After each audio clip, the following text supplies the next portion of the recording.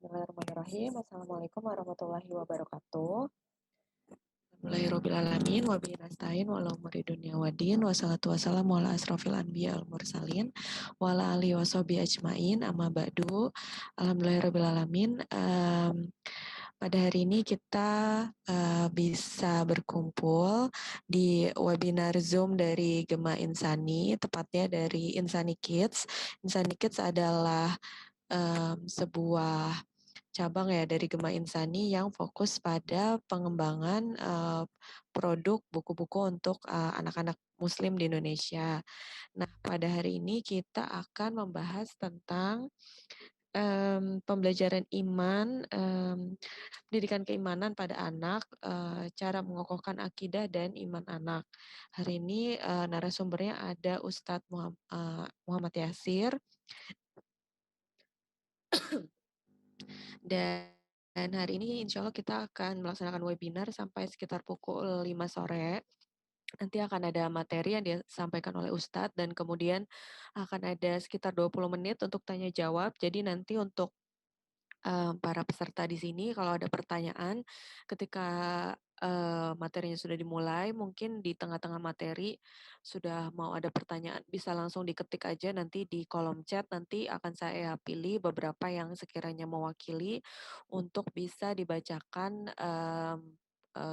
tanya jawabnya. Nah, ini alhamdulillah Ustadz Muhammad Yasirnya sudah bergabung. Sebelumnya mungkin saya bacakan dulu ya sekilas tentang narasumber kita hari ini. Jadi sekilas tentang Pak Muhammad Yasir, beliau adalah nama lengkapnya Muhammad Yasir LC, lahir di Poronda, Sulawesi Tengah, 8 Mei 1976, lulus di Lipia, Jakarta, kampus cabang Muhammad Ibnu Saud University, Riyadh, Arab Saudi. Waalaikumsalam warahmatullahi ya Ustadz Muhammad Yasir ini alhamdulillah udah bisa connect ya Ustadz ya, suaranya juga udah bisa muncul ya. Oke, saya sedang membacakan sebentar ya Ustadz untuk profil Ustadz. Ustadz Muhammad Yasir ini sering menjadi narasumber di Radio Dakta FM Bekasi, Radio Safiyah Jakarta, At-Tahiriyah Jakarta, dan juga sering berkunjung ke Mesir, Abu Dhabi, dan Kuala Lumpur untuk menghadiri pameran buku internasional. Puluhan buku yang telah ditulis dan diterjemahkan oleh Pak Yasir, diantaranya adalah Jangan Sekutukan Tuhanmu. Itu ya untuk profil narasumber kita hari ini. Oke. Ya, Ustadz, waalaikumsalam warahmatullahi. Tadi saya sudah apa namanya? Ya, waalaikumsalam warahmatullahi. Udah Ustadz udah kedengeran dan udah muncul juga. Oke, ya Ustadz Muhammad Yasir, perkenalkan nama saya Dini. Tadi saya sudah membuka sedikit tentang webinar kali ini. Tadi saya juga sudah perkenalkan profil Ustadz. Mungkin karena memang sudah hampir pukul 4 sore, kita hari ini ada Ustadz boleh menyampaikan materi sampai sekitar jam 4:30. Nanti kita akan ada tanya jawab juga. Kalau memang koneksinya sudah bagus, boleh dimulai saja Ustadz, silahkan. Baik. Bismillahirrahmanirrahim. Alhamdulillahirabbil alamin. Wassalatu wassalamu ala asyrafil anbiya'i wal mursalin wa ala alihi wa sahbihi ajmain. Amma ba'du.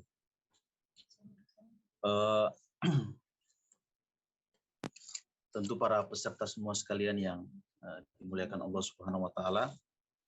Pertama-tama kita bersyukur bahwa pada sore hari ini kita dipertemukan dalam keadaan sehat walafiat untuk sama-sama mengikuti acara webinar yang diselenggarakan oleh penerbit Gema Insani, ya. Apa yang kita hadirkan pada kesempatan ini, insya Allah akan menjadi jalan kebaikan buat kita semua.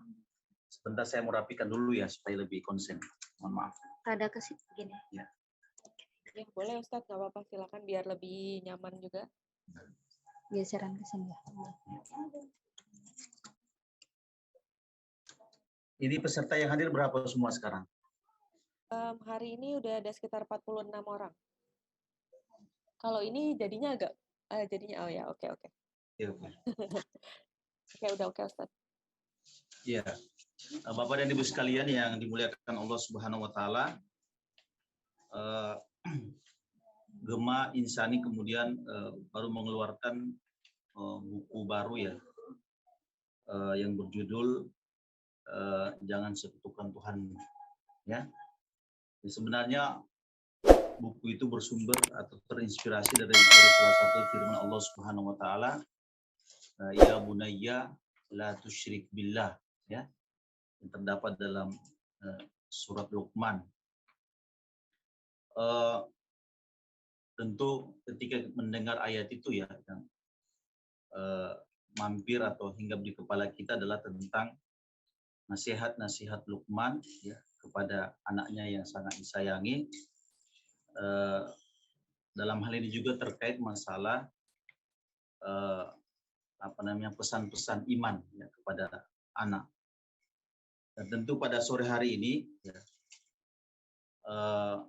saya sebagai penyusun atau penulis dari buku itu ingin menyampaikan beberapa hal yang terkait dengan buku itu. Yang pertama, seberapa penting pendidikan iman untuk anak. Bapak dan Ibu sekalian yang dimuliakan Allah Subhanahu wa taala, tentu kita sebagai seorang muslim dan muslimah sangat memahami bahwa iman itu sesuatu yang sangat berharga ya bagi kita ya. Dan iman itu perlu kita sadari merupakan tenaga bagi kita untuk melakukan kebaikan. Ya. Seorang yang pemalas itu ketika iman sudah masuk ke dalam hatinya, maka dia akan menjadi seorang yang rajin. Ya. Nah, begitu juga anak itu, ya. Begitu juga anak ya. Apabila iman ini masuk ke dalam hatinya ya, dengan baik, dengan meresap tentunya, maka dia akan berubah menjadi anak yang rajin. Seorang muslim ya, yang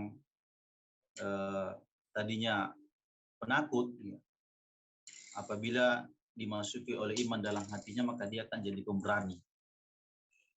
Seorang muslim yang kaya, apabila iman ya, akidah Islam takwa masuk di dalam hatinya, maka dia akan menjadi seorang yang rajin bersedekah.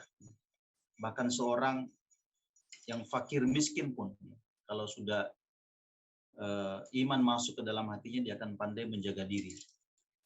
Jadi begitu pentingnya nilai iman itu, sehingga perlu kita tanamkan ya, pesan-pesan tauhid, akidah, iman, takwa itu perlu kita masukkan ke dalam pribadi anak, supaya ini nanti akan menjadi penggerak, menjadi tenaga bagi dia untuk melakukan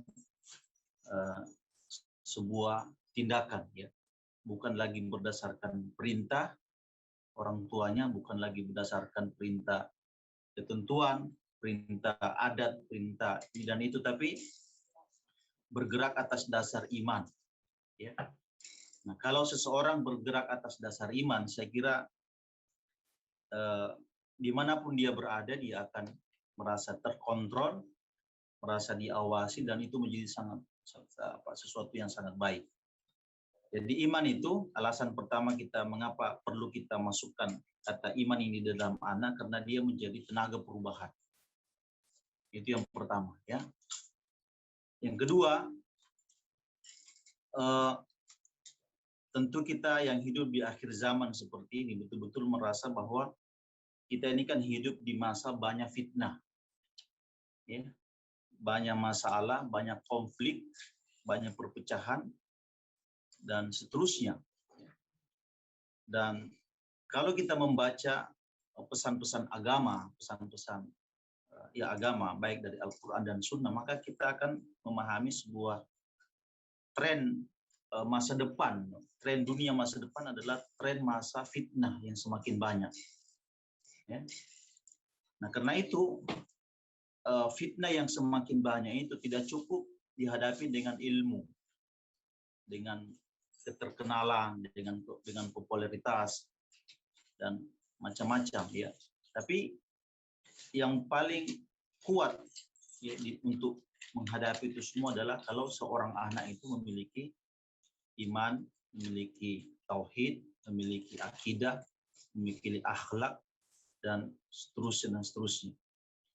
Dan itu hebatnya ya, bahwa Al-Quran dan hadis itu merupakan perawi tentang masa depan. Tentang perawi tentang masa depan. Dia menceritakan apa-apa yang akan terjadi di kemudian hari. Bahwa tren dunia masa depan adalah tren fitnah. Ya. Nah, karena itu menjadi penting kita sebagai orang tua ini untuk menanamkan yang namanya iman, tauhid, akidah. Karena kalau seorang anak sudah memiliki akidah, tauhid, iman yang baik, maka dia akan memandang segala sesuatunya dari sisi itu. Ya, bukan dari sisi materi, dari sisi popularitas, dari sisi duniawi, tapi dia punya cara pandang yang unik yang menjadi ciri khas seorang anak muslim itu. Nah, itu pesan-pesan pesan-pesan agama. Kemudian yang ketiga, kalau ditanya kira-kira alasan apa yang alasan apa yang menjadi penting untuk iman itu ditanamkan ke dalam anak, karena dia adalah fitrah bagi seorang. Iman itu, Islam itu, takwa itu adalah fitrah ya bagi setiap anak.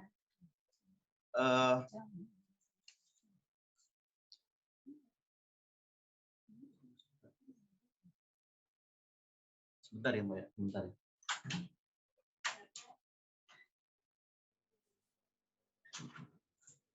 No battery, please charge. Sebentar, mohon maaf ya. Ya oke, nggak apa-apa Ustadz. Iya. Bapak dan Ibu sekalian yang dimuliakan Allah Subhanahu wa taala, saya ingin ulangi bahwa keimanan, kesolehan dan seterusnya itu menjadi fitrah. Karena itu kalau kita misalnya dalam literatur Islam itu kita pernah menemukan Nabi pernah bertanya kepada seorang budak perempuan ya. Ketika dia bertanya di mana Allah, padahal usia budak perempuan itu masih sangat belia. Ya. Budak itu mengatakan bahwa Allah itu bersemayam di atas arsy. Coba perhatikan baik-baik kefitrahan, keimanan anak itu sesuai dengan tauhid.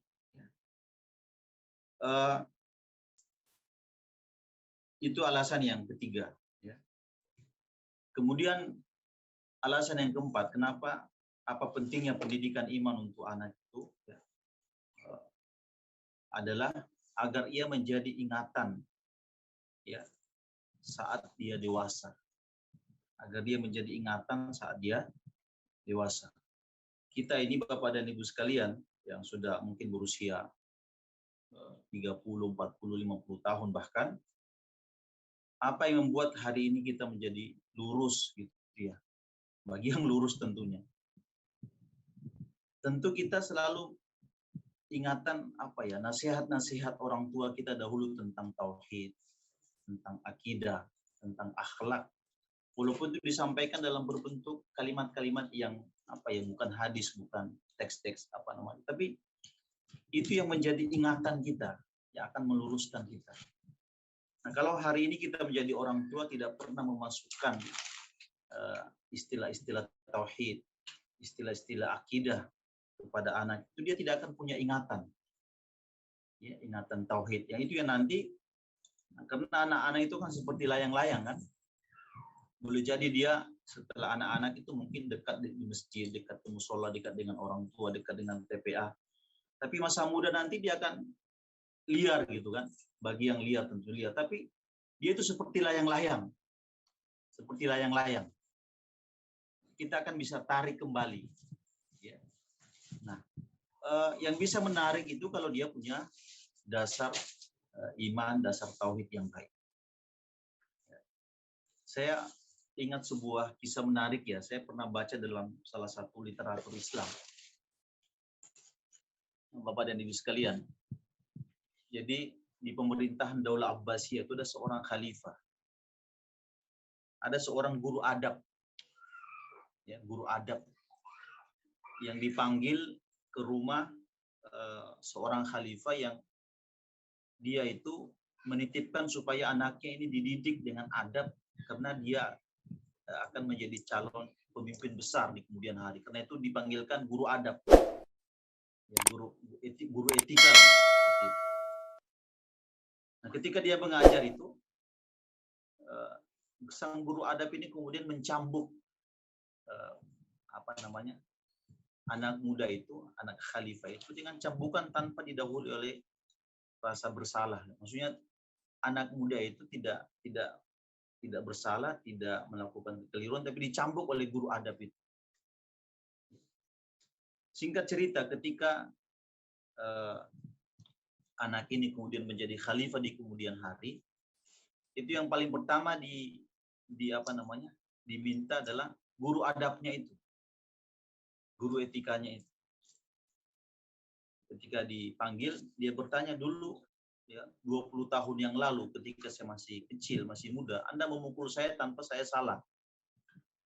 Ya kan? Sekarang saya sebelum diangkat jadi khalifah ingin bertanya kepada Anda, kenapa pukul saya?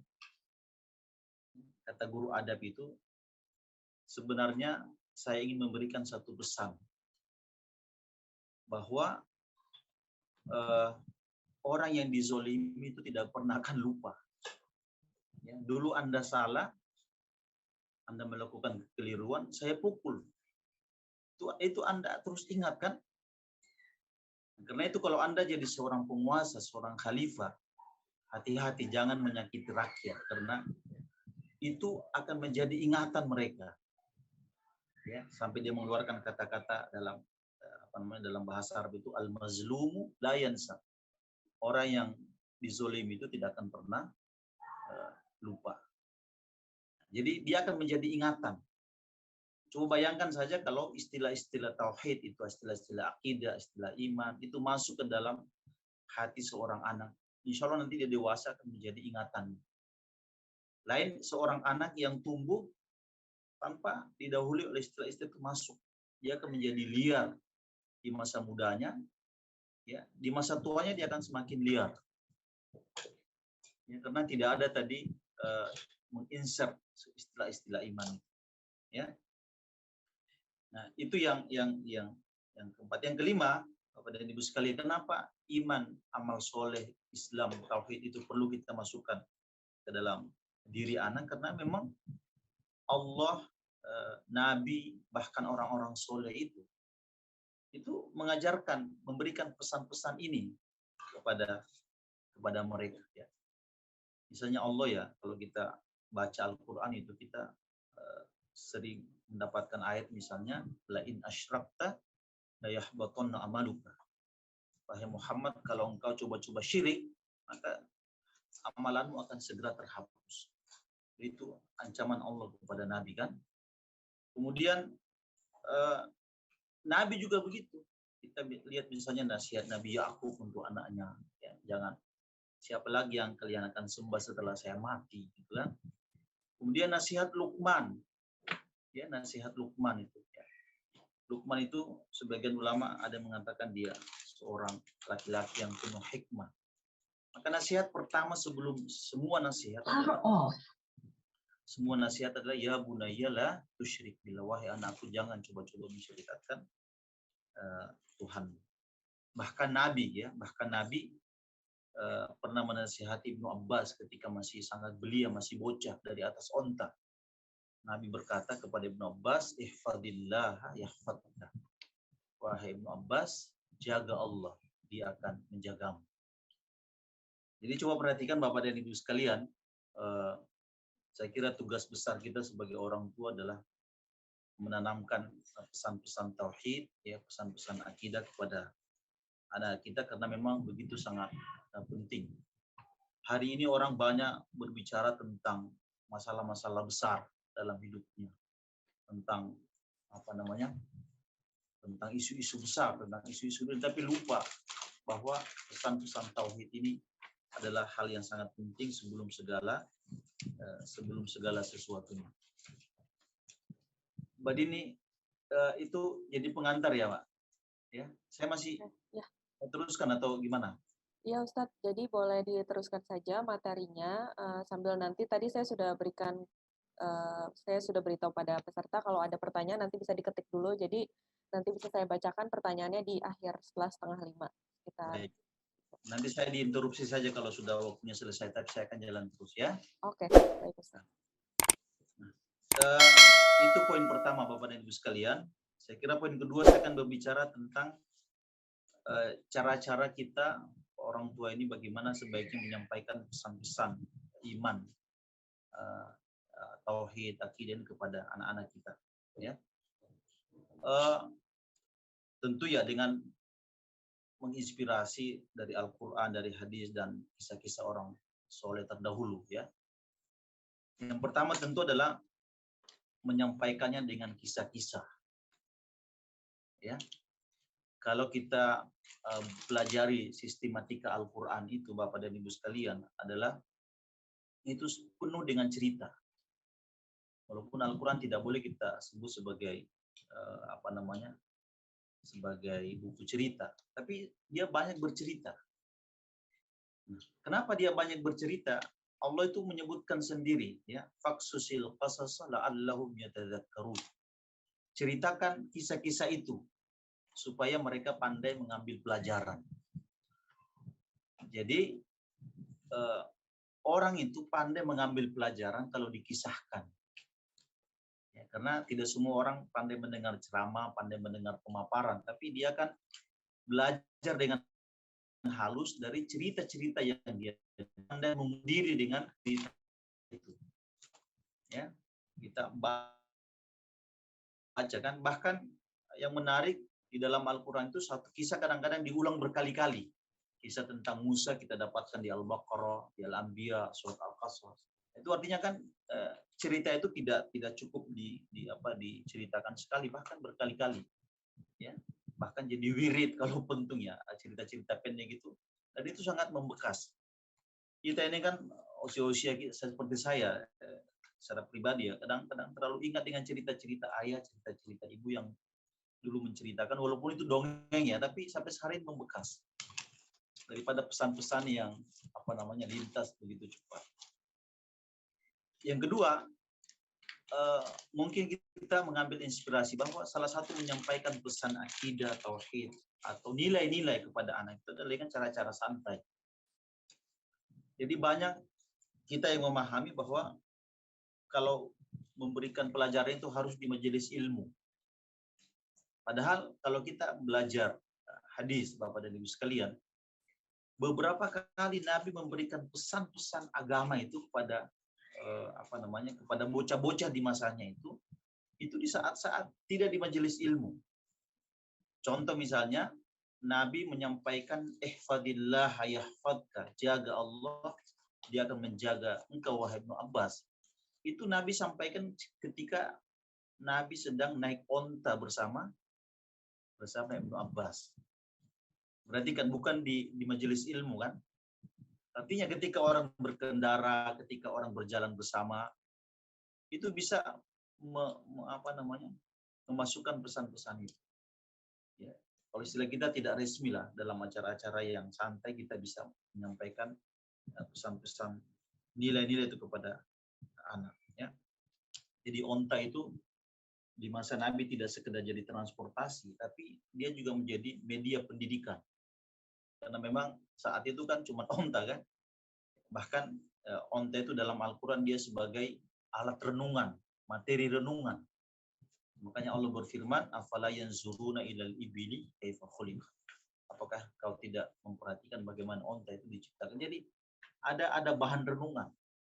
Bahkan penyair-penyair dulu itu, Bapak dan Ibu sekalian, mereka kalau bersyair itu di atas onta. Di depan Ka'bah itu mereka gantung syair-syairnya. Siapa yang menang itu nanti syairnya digantung di Ka'bah. Tapi syair itu adalah media pendidikan. Maksud saya adalah bahwa menyampaikan pesan itu tidak harus pada acara-acara serius. Saat kita makan, saat kita di atas meja, saat bercanda, jangan lupa untuk memasukkan pesan. Ya, orang yang cerdas itu adalah orang yang pandai memasukkan pesan dalam sumber peristiwa. Ya, tidak sekedar selfie, tidak sekedar cerita-cerita, tapi di setiap itu orang yang bijak itu orang, oh ini ada nilainya. Nah, orang tua yang baik saya kira yang begitu ya. Kemudian yang berikutnya adalah ini kira-kira inspirasi bagaimana kita menyampaikan pesan-pesan. Adalah ada sentuhan fisik. Ya, misalnya ketika Nabi SAW menyampaikan pesan kepada Ibnu Umar, ya bocah. Ini Ibnu Umar itu salah satu bocah yang hidup di masa Nabi. Ketika Nabi ingin menasihati sesuatu, dia datang kemudian memegang pundaknya, ya sambil berkata, kun fid dunya ka'annaka gharibun aw abirus sabil. Wahai anakku, jadilah engkau di dunia sebagai seorang pengembara. Hidup itu tidak lama. Hidup itu tidak lama. Jadi para dunia parenting, saya kira mengaku ini bahwa nasihat yang paling baik itu ketika ada sentuhan fisik. Jangan berbicara dari jarak jauh atau teriakin yang saya kira ibu-ibu paling ngerti lah kalau masalah teriak-teriak begitu ya. Ya. Itu yang menarik kepada ibu sekalian. Yang berikutnya adalah ada sentuhan hati, tidak sekedar sentuhan fisik. Ada juga sentuhan hati. Misalnya seorang ayah, seorang ibu berkata kepada anaknya, coba kalau kau sekolah nak, sekolah yang baik, ya. Karena mumpung ayah masih hidup, mumpung ibu masih hidup, itu kan menyentuh kan? Ya. Dan ini yang sejalan dengan yang Allah ingin gambarkan adalah qaulan balighan, qaulan yang ucapan yang mendalam. Ya. Ucapan yang mendalam itu penting. Muhammad Iqbal, salah seorang penyair, ya, seorang cendekiawan Muslim, ketika pulang dari berdakwah, dia mendapati anaknya sedang membaca Al-Quran. Ya. Muhammad Iqbal bertanya, wahai anak, kau sedang apa? Dia mengatakan, saya sedang baca Quran. Ya. Muhammad Iqbal berkata, wahai anakku, kalau kau baca Al-Quran, hadirkan sebuah perasaan bahwa Allah sedang berbicara kepadamu. Perhatikan baik-baik kata-kata itu. Allah sedang berbicara kepadamu. Jadi jangan baca Quran, hatimu di mana, ucapanmu di mana, Quran di mana. Ini saya kira bagaimana orang-orang tua dulu itu punya nasihat yang baik untuk anak-anak mereka. Kalaupun harus menghukum, memberikan punishment Bapak dan Ibu sekalian, maka para ulama memberikan panduan-panduan. Kalau seandainya memberikan punishment atau hukuman yang bersifat fisik. Pertama, pukulan itu harus mengandung pelajaran. Biasanya ada orang tua kan yang menyiksa anaknya sampai terkencing-kencingan. Tidak ada unsur pelajarannya, adalah unsur dendam. Ya. Tapi orang tua yang bijak adalah dia bahwa pukulan itu ada mengandung pelajaran, makanya dia tidak boleh terlalu keras. Kemudian dia pukulan itu tidak berulang sampai 3-4 kali di satu tempat. Misalnya jewer telinganya ya, contoh misalnya jewer telinga. Kesalahan kedua harus di tempat yang lain. Misalnya di telinga yang sebelah kanan, contoh misalnya. Jangan 3 kalinya semua di telinganya di sebelah ini. Itu ada unsur itu saya baca dari hikmah-hikmah para ulama. Kemudian yang berikutnya adalah tidak sampai 3 kali. Ya. Saya ingat betul sebuah kisah yang disebutkan oleh ulama kita, ya. Misalnya Umar bin Abdul Aziz, ya, salah seorang khalifah dari Bani Umayyah. Ketika dia masih anak-anak itu, ya, suatu hari dia tidak hadir, anaknya itu tidak hadir sholat, tidak sholat lah gitu ya. Maka orang tuanya itu kemudian tiba-tiba menggundul anak itu, yang menyuruh gurunya supaya anak itu segera dibotakin sebagai bentuk hukuman kepada dia. Ya. Bahkan saya baca dalam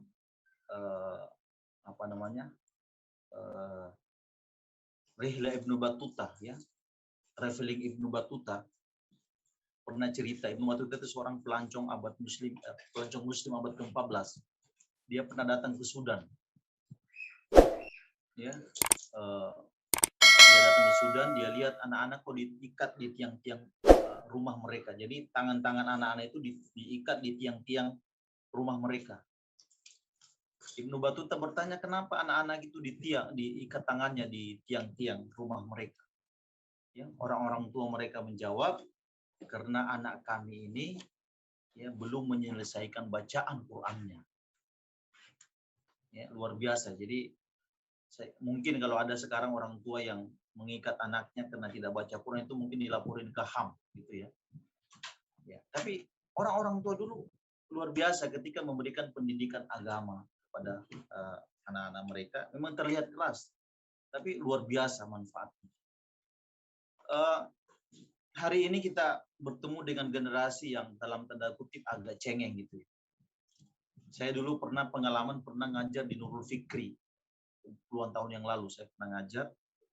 Waktu itu saya melihat ada seorang guru yang memarahi seorang murid, ya, karena muridnya yang salah. Tapi malah gurunya yang dikeluarkan. Ya. Karena anak ini nanti mungkin tidak bayar SPP, keuangan bisa bermasalah seterusnya. Tapi itu saya melihat ada keganjalan di situ. Ya. Nah, Bapak dan Ibu sekalian yang dimuliakan oleh Allah Subhanahu wa taala,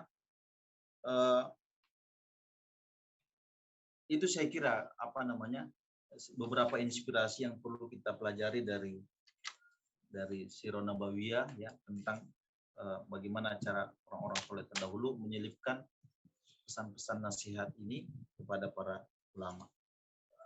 Nasihat ini kepada para anak-anak mereka. Dan poin ketiga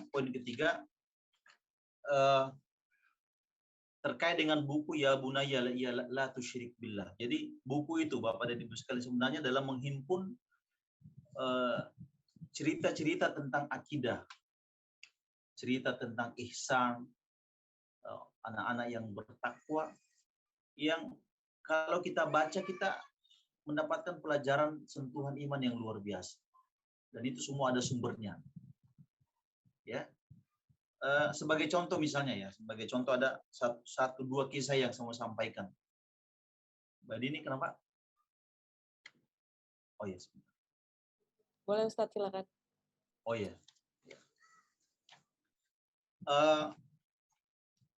Misalnya ya, di dalam buku itu ada satu kisah yang saya ingat ya. Ada seorang bocah di masa Nabi yang bernama Abu Firas. Jadi di masa Nabi itu juga kan ada anak-anak kan? Ada anak-anak tentunya. Karena salah satunya adalah Abu Firas. Di samping ada Anas Ibnu Malik, Ibnu Umar, Ibnu Abbas. Itu adalah bocah-bocah yang hidup di masa Nabi. Abu Firas ini salah satu pelayan Nabi. Ya, pelayan artinya anak yang membantu kerja-kerja kenabian. Jadi misalnya disuruh ngantar surat, disuruh ngambil air wudhu, disuruh panggil si fulan, ya, itu untuk kira-kira begitulah melayani seperti itu.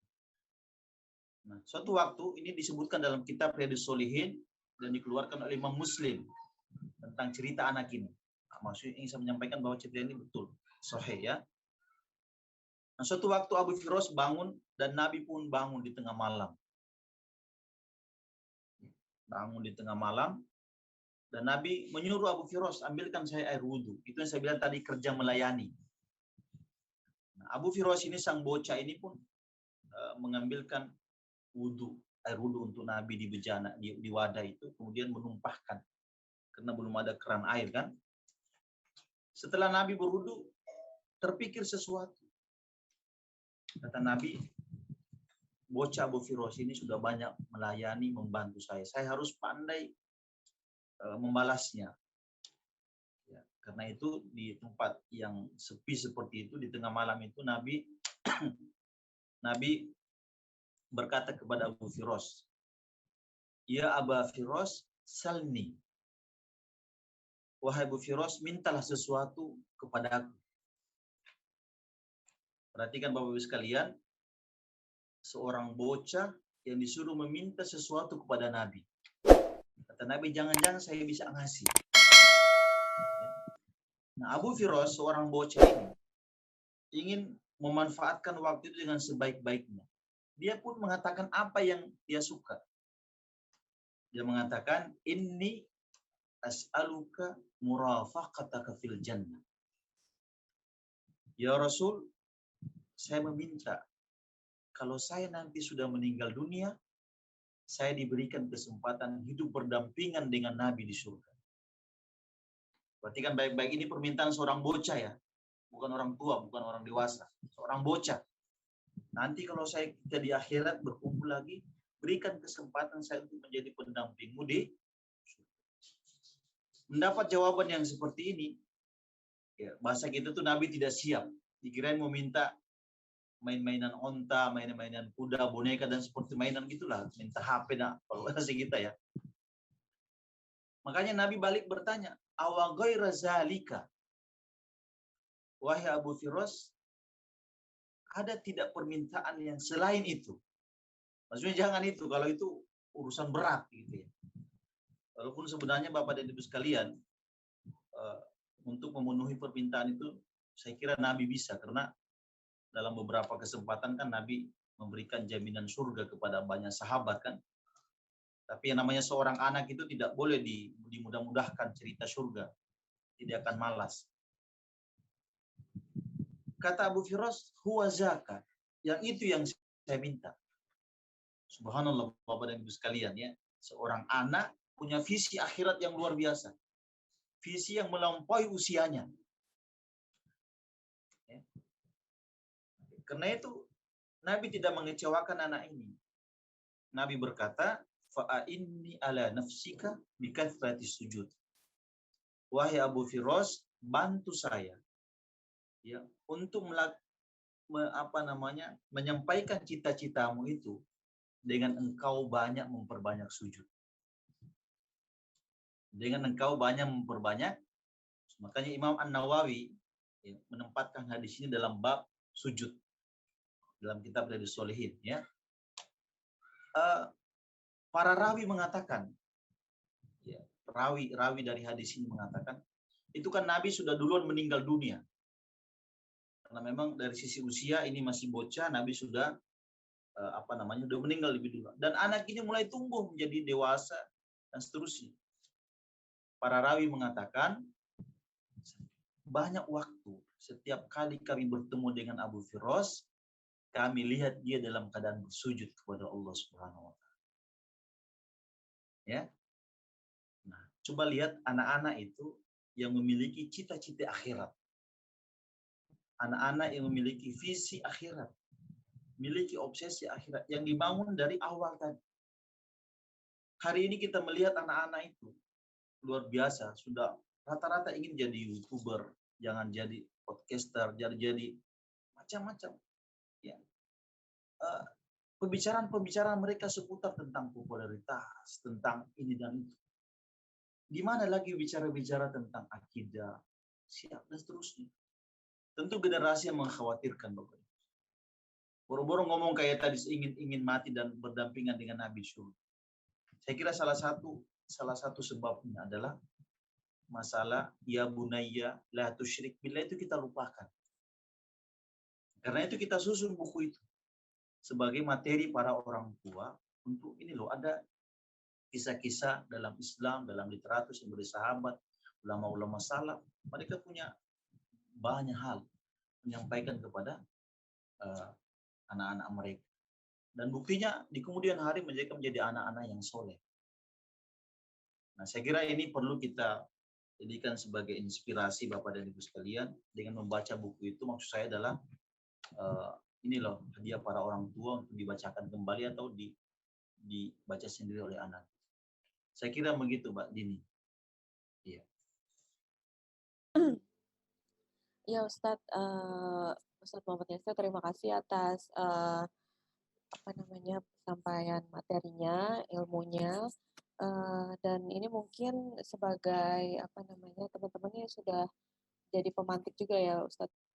Jadi banyak yang kemudian merasa menyambung banget ya dengan hidup sehari-harinya, dan juga terutama ini kan untuk anak-anak ya Ustadz ya. Jadi tadi di awal saya juga sudah sedikit ngobrol dengan beberapa peserta di sini. Memang alhamdulillah mungkin sebagian besar yang di sini sudah punya anak atau adik gitu ya Ustadz ya. Jadi pengen banget belajar bagaimana caranya untuk mengokohkan akidah untuk anak. Nah, ini ada beberapa pertanyaan yang menurut saya menarik, mungkin bisa sambil dibahas ya Ustadz ya. Jadi ini juga menjadi pertanyaan saya sih Ustadz. Sebenarnya saya juga kebetulan masih punya anak kecil, soalnya masih di bawah 5 tahun. Jadi pertanyaannya ini yang klasik banget gitu loh Ustadz, yang anak-anak tuh pasti kan sering tanya, kita sebagai orang tua mungkin udah sering sebut Allah, Allah, sholat, segala macam. Nah, tapi anak-anak kan pasti yang pertanyaannya yang sederhana banget, yang tapi kadang kita bingung gitu jawabnya.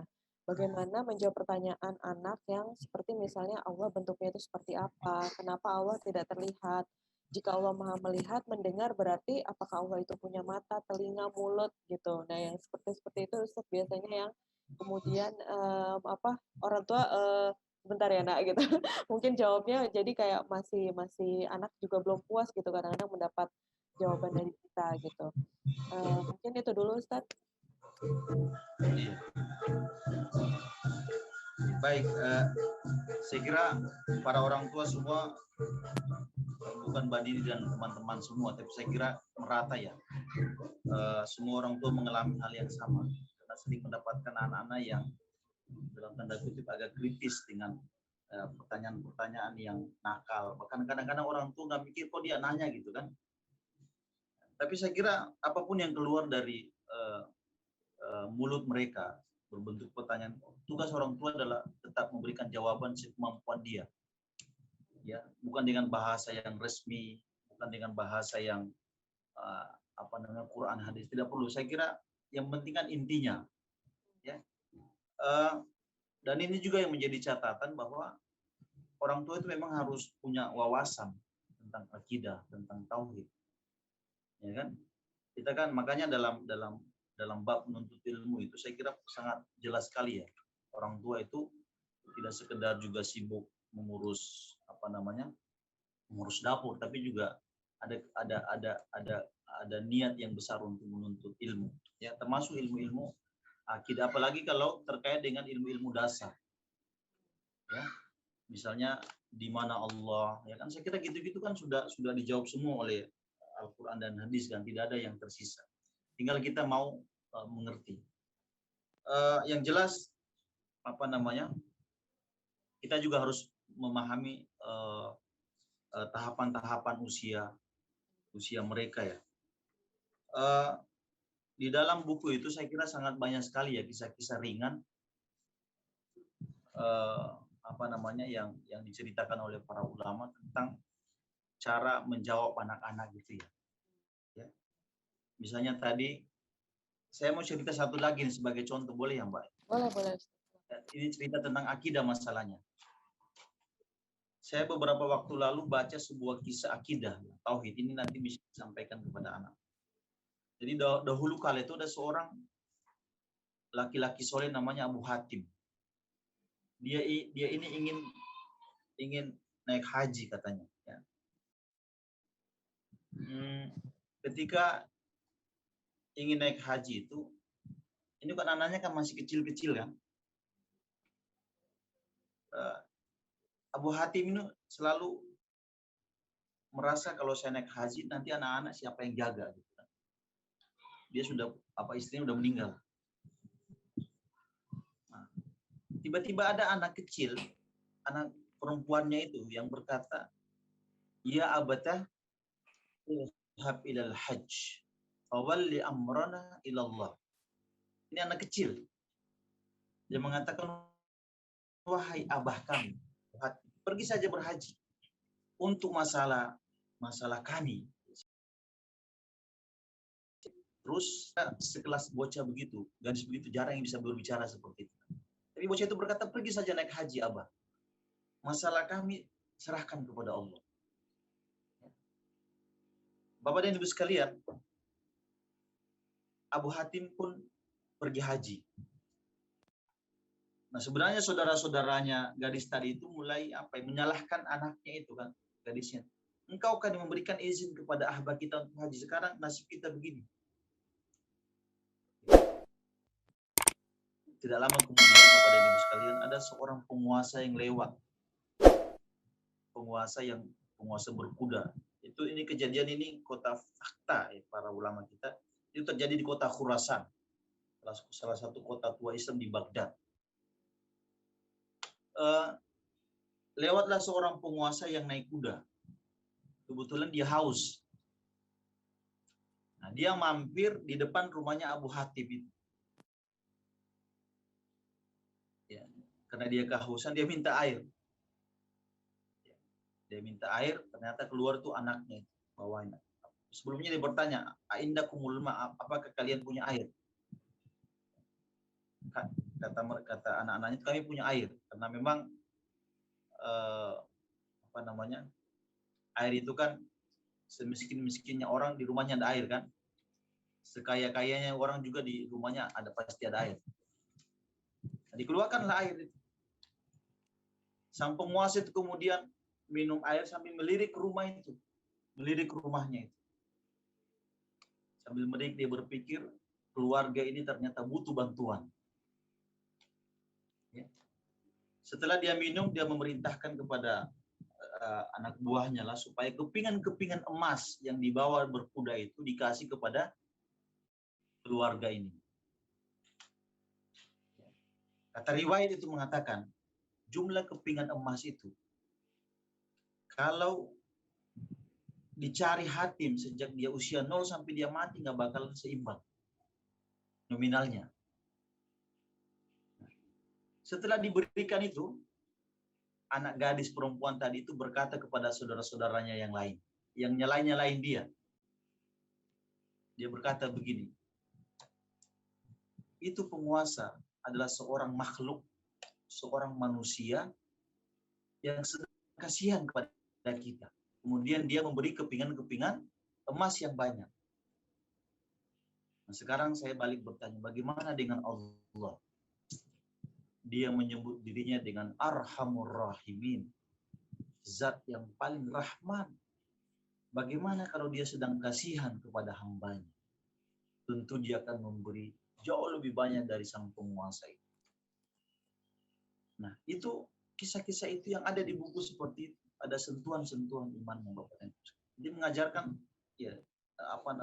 kekuatan keimanan yang harus dijaga. Nah, orang tua, ayah, ibu harus sering-sering bercerita seperti ini kepada anaknya. Ya. Nah, sekarang kan mungkin kalau terlalu panjang, sekarang banyak komik-komik. Apalagi di Gemensani kan banyak cerita-cerita pendek tuh kan.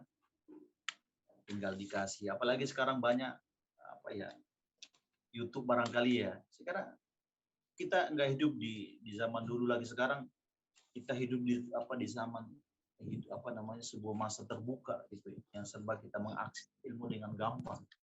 Saya kira orang tua lebih mudah untuk mendapatkan itu. Iya, betul Ustadz ya. Kalau nggak salah memang Gemainsani juga punya deh buku yang khusus untuk itu tuh, menjawab pertanyaan-pertanyaan tentang eksistensi Allah gitu ya, yang lebih bahasanya bisa lebih mudah juga untuk menyampaikan ke anak. Nah, ini Ustadz yang kedua, ini menarik juga nih pertanyaannya dari orang yang sama, tapi menurut saya memang juga menarik.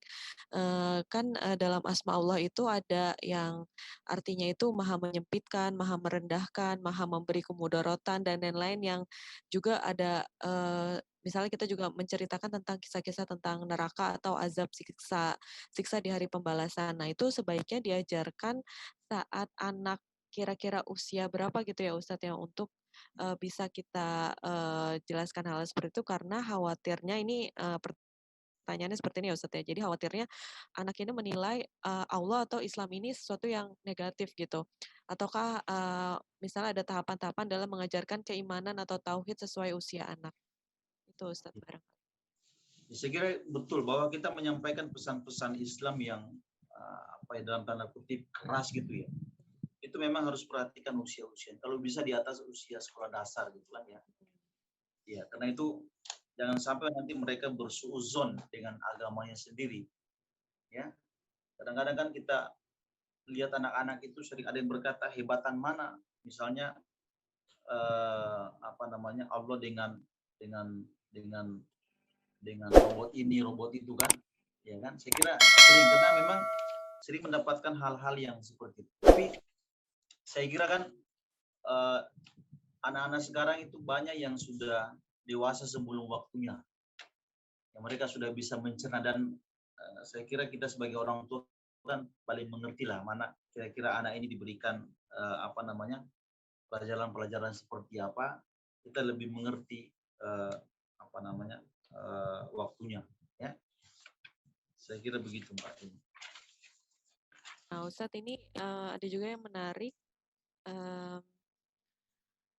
Bagaimana kita berkomunikasi dengan pasangan untuk menyamakan frekuensi agar kompak menumbuhkan fitrah iman anak. Jadi mungkin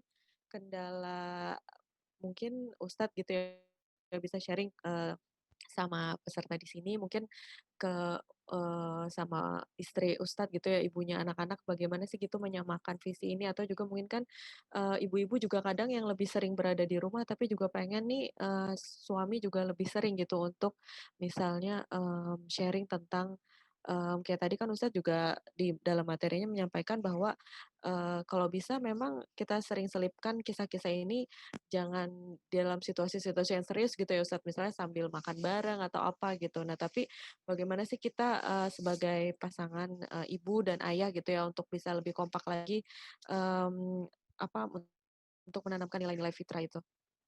Iya. Kalau pandai berkisah kan saya kira menjadi anugerah ya. Karena ada suami istri biasanya ada yang pendiam, ada yang rajin bicara, tapi rata-rata ibu itu produktif membahasakan sesuatu ya. Dan ibu ini kan dalam bahasa kita itu kan agak-agak sedikit bawel ya. Saya kira cuman kadang-kadang materinya nggak ada. Ya. Nah, dan solusinya adalah tentu rajin membaca buku-buku kisah-kisah ringan yang tentu ada sumbernya ya. Dan laki-laki itu kan ya seperti itu, ada yang seorang ayah, seorang bapak yang Masya Allah luar biasa, dia berkisah untuk anaknya itu jangankan yang berbobot ya, yang kadang-kadang lelucon dia pandai membawakannya. Ya, karena dia mungkin didapatkan di kantor, dapatkan dibaca, kemudian dia sampaikan lagi dengan bahkan diulang-ulang berapa kali pun enak didengar. Ya. Nah, saya kira ini kita tentu juga tidak boleh memaksa kalau seorang ibu yang tidak pandai bercerita, kita paksa untuk bercerita, itu juga cara mensiasatinya adalah dibelikan buku dan kasih ke anaknya. Yang paling salah kan kalau tidak ada usaha sama sekali kan, nggak bercerita, nggak beli buku, nggak ada ongkos untuk itu. Saya kira masalah perhatian yang penting. Ya, berapa ongkos yang kita keluarkan, berapa waktu yang keluarkan untuk perhatian untuk itu. Kalau masalah menyampaikan nanti kita bisa belajar, berbagi tugas, ya, dan di antara keluarga itu kan paling ngerti kan, siapa kira-kira yang mungkin ayahnya yang belikan buku, ibunya yang ceritain gitu kan ya. Ya, jangan ayahnya yang beli buku, ayahnya juga yang ceritain kan. Nah, ini perlu berbagi tugas ya. Kalau kita lihat di dalam kitab-kitab sejarah Bapak dan Ibu sekalian, memang yang rata-rata pandai bercerita itu adalah biasanya ya orang-orang ayahnya gitu kan, karena mereka seorang alim ya, karena istri-istri para sahabat, istri para tabi'in, istri para ulama itu jarang terdengar ya. Tapi walaupun demikian saya kira kita bisa melihat bahwa mereka juga mendidiknya dari rumah ya. Ulama-ulama besar itu bisa hebat karena ibunya. Imam Al-Bukhari itu besar karena ibunya ya. Ada sebuah buku yang pernah ditulis ulama-ulama dan ibu-ibu mereka. Salah satu tipsnya adalah kebiasaan ibu-ibu mereka menceritakan kisah-kisah itu ya. Dan seorang anak yang sering dikisahkan akan berbeda dengan anak yang jarang dengar cerita ya. Karena kisah itu katanya bisa membuat orang percaya diri, pandai berbahasa, dan seterusnya dan seterusnya. Saya kira itu, Mbak. Oke, mungkin satu pertanyaan lagi Ustadz ya, sebelum sudah, karena kita waktunya sampai sekitar jam 5 sore aja. Iya. Nah ini ada pertanyaan yang menarik juga nih Ustadz. Jadi bagaimana sih kita mengatur proporsi berkisah kepada anak? Misalkan tadi Ustadz kan cerita tentang apa namanya yang tadi berhaji itu kan lebih kepada misalnya tawakal gitu ya kepada Allah. Nah, tapi di sisi lain juga menceritakan pentingnya berusaha. Jadi apakah ada panduan khusus untuk pembagiannya karena khawatirnya kalau kami sebagai orang tua salah membawakannya nanti anak malah cenderung pasrah dan tidak mau berusaha. Maksudnya kan dalam satu sisi memang kita itu harus bertawakal pada Allah, tapi juga kita harus berusaha dulu sebelumnya. Nah, apakah ini harus dijadikan sebuah cerita tuh memang harus lengkap gitu ya, atau misalnya kita bisa satu cerita tentang tawakal, kemudian satu cerita lagi tentang pentingnya berusaha seperti itu. Saya setuju bahwa atau kita setuju bahwa porsi cerita itu harus merata.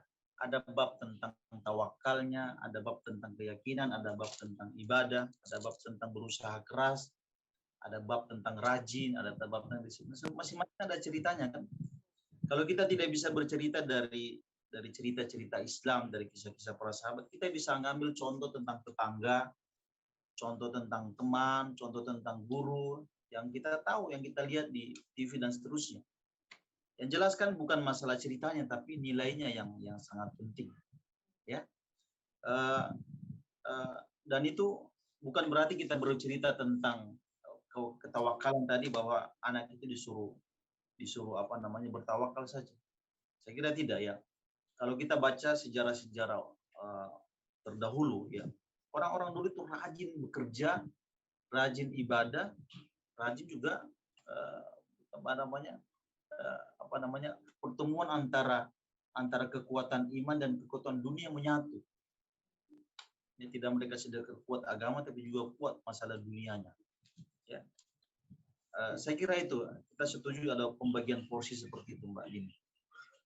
Oke, nah mungkin ini sebagai penutup juga Ustadz ya, sebagai apa namanya statement penutup untuk kajian kita hari ini. Jadi yang menjadi kekhawatiran kita semua kan pasti Ustadz di zaman yang apa ya mungkin sudah sangat arus informasi udah deras banget gitu. Jadi dan kita juga kan sebagai orang tua mungkin sekarang anak kita masih mungkin untuk anak orang-orang seumuran saya Ustadz ya. Jadi anaknya kan masih kecil gitu ya. Kita masih ketemu tiap hari, masih kita bisa atur istilahnya masih bisa kita giring. Nah, pastikan kekhawatiran tiap orang tua itu adalah ketika nanti anak-anak kita ini sudah dewasa, bagaimana supaya iman ini benar-benar apa ya menghujam gitu loh di dalam diri mereka. Jadi apapun yang mereka hadapi ketika mereka dewasa kelak, karena kan apa ya kayak zaman sekarang itu mungkin banyak kejadian-kejadian yang kayak misalnya pasrah dalam hidup menghadapi beban kehidupan kemudian berakhir dengan misalnya bunuh diri karena uzubillah min dzalik Ustadz yang seperti itu atau misalnya yang kayak apa namanya mereka berteman dengan teman yang mungkin juga sangat variatif banget teman-temannya Ustadz gitu. Jadi gimana sih ini pesan-pesan untuk orang tua supaya lebih tenang juga gitu Ustadz untuk kedepannya dan tips-tipsnya untuk mendidik anak saat ini gitu Ustadz. Ya saya kira kalau orang tua masih memiliki kegelisahan, ya saya kira itu baik. Karena gelisah itu adalah awal dari kebaikan. Kenapa kita ini punya Islam? Karena diawali oleh kegelisahan. Ya, Nabi melihat orang menyembah berhala, ya kan, kemudian pergi ke Gua Hira. Itu kan awalnya kegelisahan. Jadi kalau kita gelisah dengan lingkungan, gelisah dengan anak kita yang nanti masa depannya seperti apa, Islam itu adalah awal dari kebaikan. Nah, tinggal kita meneruskan mencari sekolah yang terbaik, buku yang terbaik, guru yang terbaik, sistem yang terbaik. Dan saya kira kan kita diberi akal untuk itu kan.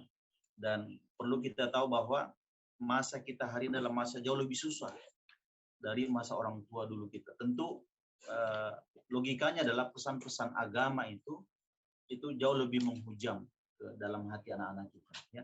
Seperti dulu orang-orang tua, orang-orang soleh terdahulu berkata, didik anak-anakmu untuk masa bukan pada masa mereka. Saya kira ini penting ya. mendeteksi sedari awal. Dari awal kita sebagai orang tua yang menghendaki kebaikan untuk anak-anak kita. Minimal juga yang paling penting adalah jangan lupa untuk kita berdoa. Ya. Kita mendoakan anak-anak itu saat mereka tidak tahu, saat mereka tidak sadar. Ya. Bahkan jangan lupa juga mendoakan anak tetangga, ya, mendoakan anak-anak kaum muslimin. Saya pernah dengar kisah dari Arab Saudi, ada seorang syekh yang kaya raya, ilmuwan, luar biasa. Anak-anaknya semua orang-orang sukses. Ditanya rahasianya apa yang membuat itu semua. Dia mengatakan, saya kalau berdoa, ya, untuk anak saya, bukan untuk anak saya saja, tapi saya doakan untuk anak-anak orang tetangga, doakan anak-anak kaum muslimin, supaya menjadi baik semua. Ya, nah, kadang-kadang kita ini kan dalam tanda kutip agak-agak ego ya, kita mendoakan untuk kebaikan anak kita saja, sehatnya anak kita. Padahal dalam hadis disebutkan siapa yang mendoakan orang lain tanpa dia sadar, maka itu akan balik ke dia. Nah, sesekali kita coba mendoakan anak tetangga, mendoakan orang yang kita tidak kenal bahkan. Ada orang lewat, ya kita, ya Allah, solehkan anaknya, ya kan? Sehatkan anaknya. Nah, konten doa itu insya Allah akan balik kepada anak kita sendiri. Dan itu ajaran Islam yang luar biasa. Nah, ini barangkali di samping kita berusaha seperti itu, Bapak dan Ibu sekalian, usaha-usaha yang seperti ini juga harus kita jalani. Karena kita tidak pernah tahu usaha seperti apa yang Allah berikan taufik, berikan keridhaan, ya kan? Dan semua usaha yang kita lakukan itu yang membuat nanti anak kita menjadi luar biasa di kemudian hari. Ya. Oke, Masya Allah, Ustaz, ini benar-benar kalimat akhirnya ini menenangkan, menenteramkan gitu ya, Ustaz. Jadi memang ya kita berusaha semaksimal mungkin, banyak belajar juga sih poinnya kita sebagai orang tua untuk kemudian bisa menanamkan nilai-nilai pada anak-anak kita. Insya Allah zaman sekarang udah sangat terbuka lebar media untuk kita sebagai orang tua belajar lebih baik lagi demi anak-anak kita juga yang bisa kemudian mempunyai nilai-nilai keimanan yang kokoh gitu ya, Ustadz ya. Terima kasih Ustadz Muhammad Yasir atas ilmunya, atas waktunya untuk bisa berbagi dengan para peserta webinar kita hari ini. Alhamdulillah tadi ada sekitar 50-60 orang yang join. Terima kasih juga pada Gema Insani Kids yang sudah memfasilitasi webinar kita kali ini. Terima kasih. Juga terima kasih pada partisipan kita pada hari ini. Saya tutup ya Ustadz ya, webinar kita kali ini karena memang sudah mau pukul 5 sore. Terima kasih juga untuk teman-teman yang sudah bertanya. Mohon maaf tadi kalau ada pertanyaan yang sedikit belum terbahas, tapi pada intinya sih saya lihat tadi pertanyaannya mirip-mirip, alhamdulillah sudah cukup terbahas. Mohon maaf kalau ada salah-salah kata. Saya sebagai moderator pada hari ini akan menutup webinar kita kali ini. Terima kasih ya Ustadz ya. Assalamualaikum warahmatullahi wabarakatuh. Waalaikumsalam warahmatullahi wabarakatuh.